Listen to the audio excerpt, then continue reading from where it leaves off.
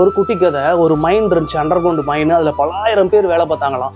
ஒரு நாள் அந்த வாட்ச்மேன்ட்ட வந்து அந்த மைனை பூட்டி சாவியை கொண்டு வந்து கையில் கொடுத்துட்டாங்களாம். ஆனால் அவருக்கு ஒரே இதாக இருக்கான், இல்லை நீங்கள் வந்து ஒருவர் வரல, அவர் ஒருவர் உள்ளே இருக்காருன்னு அவர் வாட்ச்மேன் சொல்லிக்கிட்டு இருந்தார். அவர் சொன்னால், இல்லை எல்லாரும் வந்துட்டாங்களே, நான் தான் கடைசியாக போட்டினேன், அது எப்படி நீங்கள் சொல்கிறீங்க, ஏன்னா பலாயிரம் பேர் வேலை பார்க்கும்போது அந்த எப்படி அந்த ஒரு ஆள் மட்டும் சொல்கிறீங்க அப்படி, அப்படிலாம் இல்லை உள்ளன்னு சொன்னோன்னே, இல்லை இல்லை நீங்கள் வாங்க திறந்து பார்ப்போம்னு சொல்லிட்டு உள்ளே போய் திறந்து பார்த்தாங்களாம். அந்த ஆள் உள்ளே தவித்து கொண்டு இருந்தாராம். அப்போ எல்லாரும் கேட்டாங்களா, இது எப்படி உங்களால் முடிந்தது, இந்த ஒரு ஆளை மட்டும் எப்படி நீங்கள் வந்து கண்டுபிடிச்சிங்க கேட்கும்போது அவர் சொன்னாராம், இல்லை இந்த நபர் வந்து எனக்கு டெய்லி காலையில் போகும்போது குட் மார்னிங் சொல்லுவார், ஈவினிங் போகும்போது என்ன பண்ணுவார், குட் பை சொல்லிட்டு போவார். இன்னைக்கு காலையில் அதே மாதிரி குட் மார்னிங் சொன்னார். ஆனால் ஈவினிங் போகும்போது அவர் என்கிட்ட சொல்லலை, அதை வச்சு தான் நான் ஞாபகப்படுத்தி நான் வந்து உங்களுக்கு திறக்க சொன்னேன் அப்படின்னு சொல்லிட்டு. இதே தான் நீங்கள் அநேக ஜெபங்கள் நீங்கள் வந்து தொடர்ந்து செய்து கொண்டு இருக்கிறீங்களா, ஒரு நாள் கண்டிப்பாக அதற்கு பலன் உண்டு. இடைவிடாமல் ஜெபம் பண்ணுங்கள், ஸ்தோத்திரத்துடன் ஜெபத்தில் விழித்திருங்கள் என்று நீங்கள் தொடர்ந்து ஜெபம் பண்ணுங்க.